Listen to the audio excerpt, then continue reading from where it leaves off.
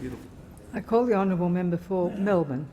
Thank you, Madam Speaker. In my first term of parliament, I shared a stage many times with the then Liberal State Minister for Multicultural Affairs, Nick Katsiris, and he would always, in a heartfelt and genuine way, say that in Victoria you would find that multiculturalism is a multi-partisan affair, and that whatever happens in the rest of the country on questions of race and ethnicity, you will not find people in Victoria seeking to divide to win votes. I think he was dead right, and I think in many respects we have Malcolm Fraser to thank for that.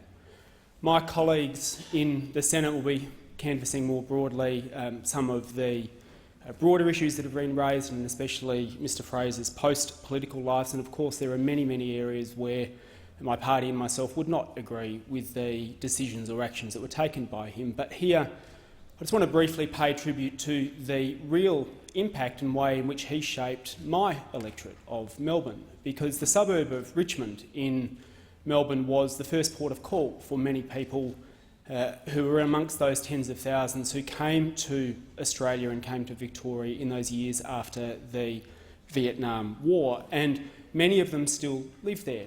And some 40 years on, marking the anniversary, many of the leaders of the community have begun a sustained effort around the country to say thank you, Australia, for taking us in, and especially to say thank you to Malcolm Fraser. And reading some of the tributes in the newspapers over the weekend, it was apparent that many of the members of that community viewed him with the same reverence that they might view their parents or their grandfathers.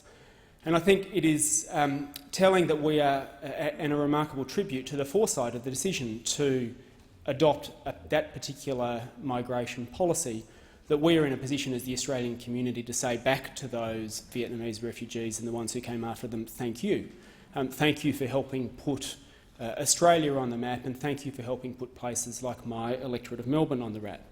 Now, I'm sure that every member in this place believes this of their own electorate, but I genuinely believe that when it comes to questions of race and humanity and culture, if the rest of the world were, and the rest of Australia were more like Melbourne, it would be a better place.